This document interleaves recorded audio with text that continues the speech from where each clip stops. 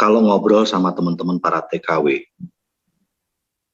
dan TKI, ada satu tembok yang langsung saya merasa sudah di depan saya. Itu setiap kali kita ngomongin tentang masalah uang atau modal, itu rasanya saya udah ketabrak tembok. Gitu. Kenapa? Karena kita sedang membicarakan tentang orang-orang yang tidak pernah Anda lihat sehari-hari. Ketika saya bicara dengan Anda tentang saudara-saudara saya yang tidak sehari-hari bersama saya, ya mau diajak ngobrol apapun dalam konteks pikiran saya cuman terbersit selamat atau tidak, sehat atau tidak. Tetapi mana mungkin saya akan bisa punya empati tinggi seperti dengan anak-anak, istri, orang tua yang setiap hari ketemu. Gitu. Bersama dengan anak saya, bahkan saya sampai bisa ngomongin tentang bajunya yang bolong. Saya bahkan bisa ngomongin tentang kok rambutnya berantakan. Itu karena sehari-hari bersama gitu. Bersama dengan istri saya bisa sampai ngebahas sama dia, "Mah, kenapa itu kok agak lesu hari ini?" Tetapi bicara tentang saudara-saudara saya yang ada di kota tempat-tempat jauh tadi yang tidak bertemu, tentu saja tidak bisa saya sampai menembus ke hati, empati, apa yang mereka makan hari ini, bagaimana perasaan mereka hari ini, apa yang bikin bete dan happy mereka hari ini. Tidak sampai nembus ke situlah. Tetapi secara otomatis saya bisa merasakannya dengan anak-anak. Saya bisa merasakan yang dirasakan anak.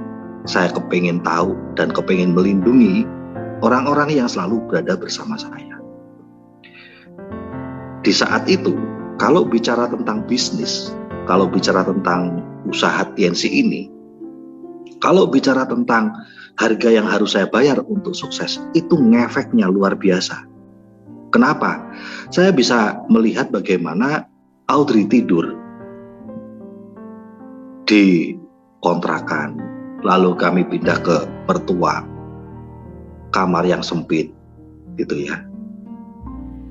Dia pakai baju seadanya, dia makan seadanya.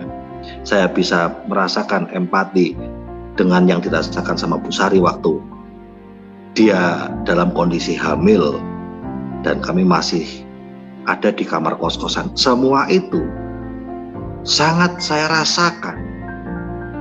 Perasaan mereka, apa yang mungkin ada dalam benak mereka dengan kondisi yang masih amat sangat minim karena saya bersama mereka. Sehingga ketika ngomong tentang TNC, saya membara sekali. Ngomong tentang harga yang harus dibayar, harga itu jangan ngomong masalah duit ya. Harga yang harus dibayar dengan saya keluar rumah setiap hari untuk presentasi, keluar kota, keluar pulau, ngantuk, lelah, capek, lapar gitu, dan pulang sampai tidak tahu saya kondisinya seperti apa. Tetapi saya bisa lakukan itu sungguh-sungguh, membayar harga sebuah sukses karena saya bisa melihat saya bersama dengan orang yang ingin saya bahagiakan. Nah, tembok yang saya hadapi ketika ngobrol sama teman-teman para TKW TKI adalah saya membicarakan kepada Anda sebuah sukses untuk orang-orang yang Anda sayangi yang tidak bersama Anda. Tembok besar sekali. Itu sama halnya gambarannya Anda ngomongin tante saya yang ada di Samarinda, saya di Jogja hari ini. Di mana yang utama adalah selamat, sehat kan? Nggak sakit kan? Oh, butuh apa? Butuh apa?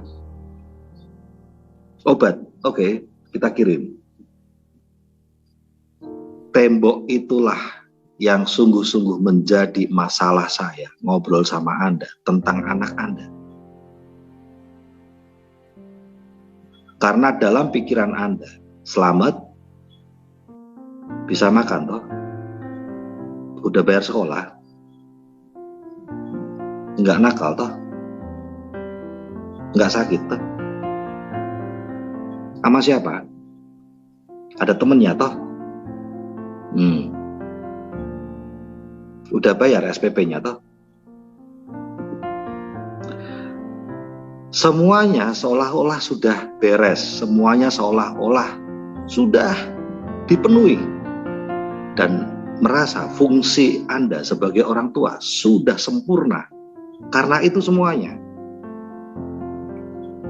betapa tidak adilnya buat anak-anak dan orang tua, karena yang mereka terima perlakuan dari orang tuanya adalah bagaikan mereka binatang piaraan saja.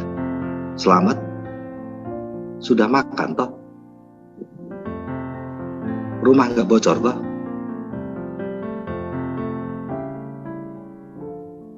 nggak sendirian toh, ada temennya toh. Dan lalu si pemilik binatang piaraan ini merasa sudah sempurna memenuhi tanggung jawabnya terhadap binatang piaraannya.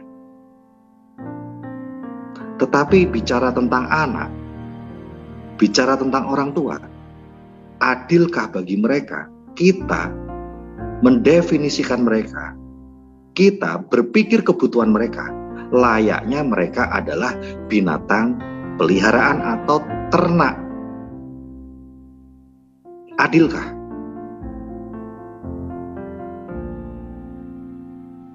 Tidak adil. Apa hubungannya antara Anda lolos 4 kaki GTR, lolos 4 kaki CP, lolos 4 kaki Royal, agar bisa Anda merawat anak Anda, dengan masalah gaji, dengan masalah pinjem, dengan masalah teman Anda punya utang yang belum dibayar? Apa hubungannya? Saya 4 kaki GTR karena anak saya bukan ternak.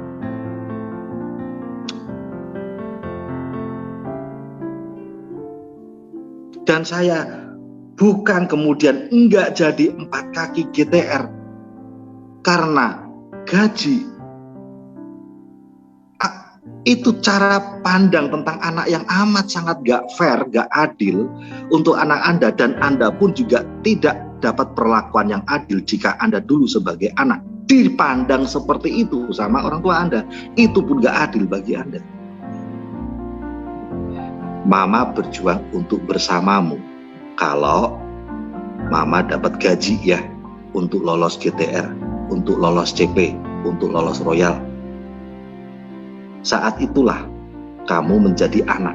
Saat itulah Mama akan bilang, aku berjuang untuk merawat anakku. Anakku bukan ternak. Anakku butuh kasih sayangku.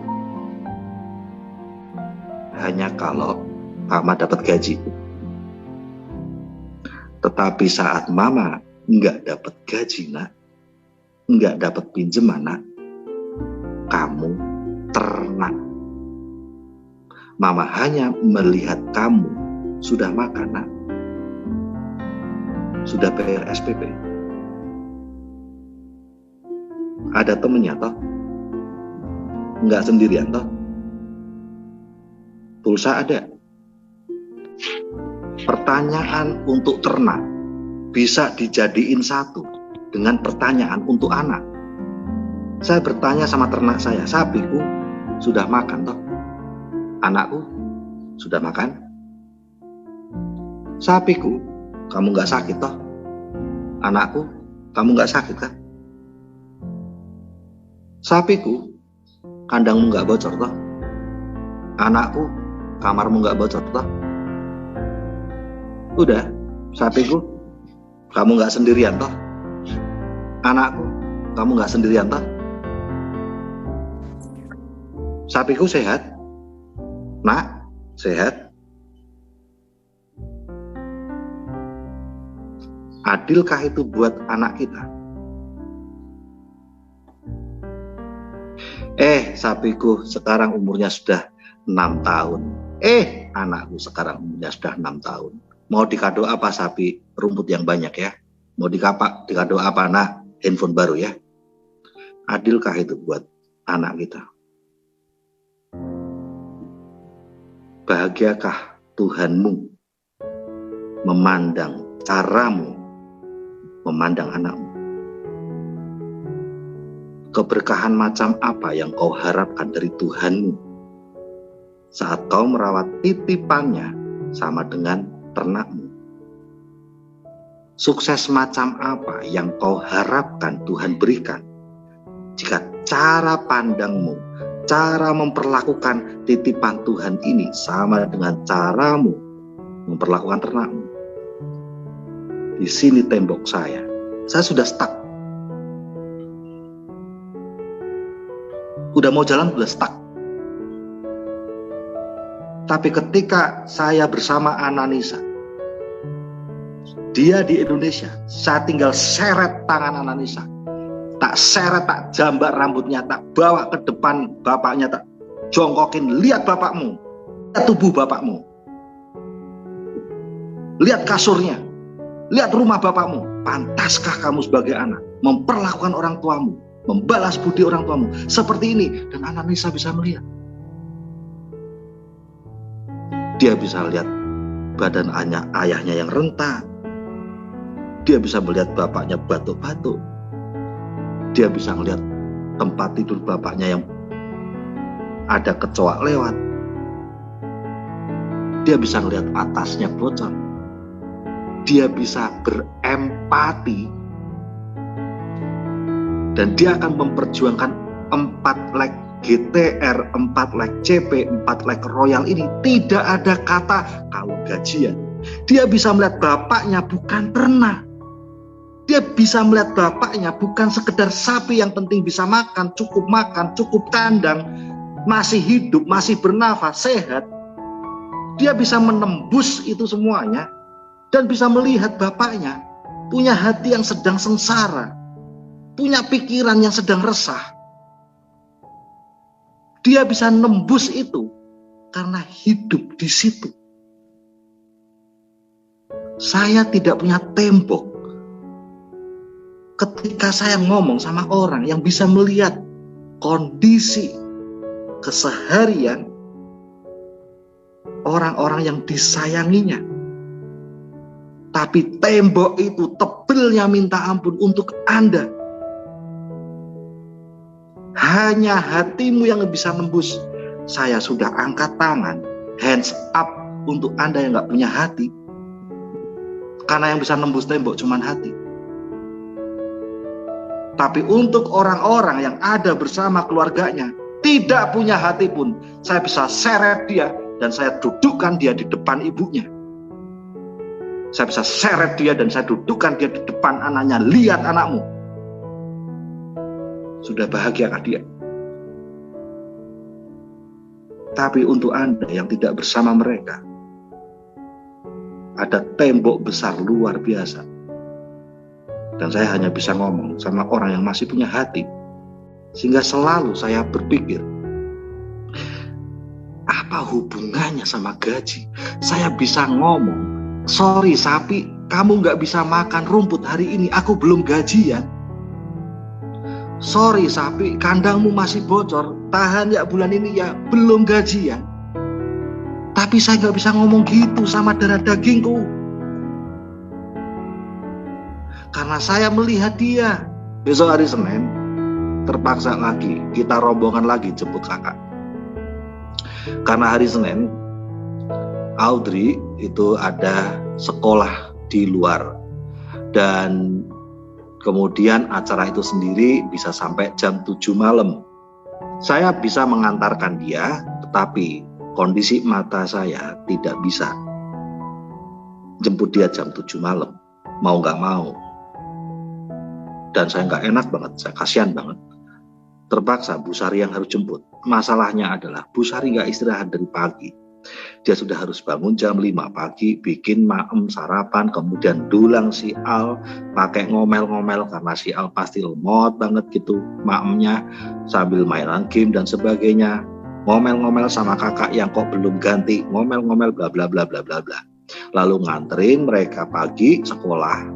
Nganterin sekolah tidak nunggu di sekolah. Begitu nganterin sekolah, Bu Sari akan pulang lagi, dia beberes-beberes lagi, dia masak lagi.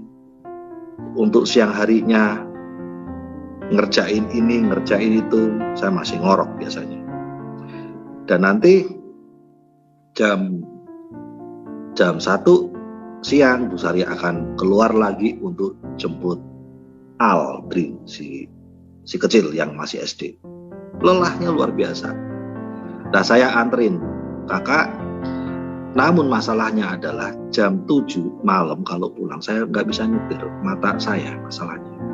Saya bisa nyetirnya kalau siang, kalau malam nggak kuat sama tembakan lampu mobil dan motor dari depan, sangat silau. Ya akhirnya Bu Sari lagi yang mau nggak mau harus jemput. Dan saya bilang sama Al, Dek, besok Senin kita rame-rame lagi ya, nemenin mama jemput kakak.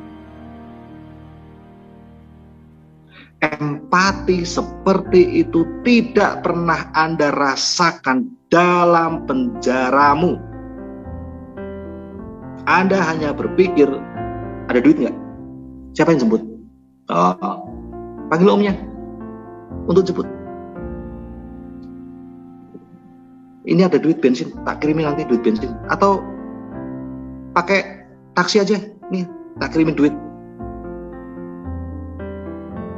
Beres lah, beres ya. Oke. Saya bisa bayar orang sekampung untuk jemput Audrey. Tetapi dalam hal ini yang berbicara bukan uang. Dalam hal ini yang berbicara adalah masalah keselamatan anak, rasa kasih sayang orang tua sama anak, rasa kasih sayang suami sama istrinya, dan kebersamaan keluarga untuk peduli kepada satu anggota yang membutuhkannya. Tidak ada rupiah di sana. Dia bukan ternak.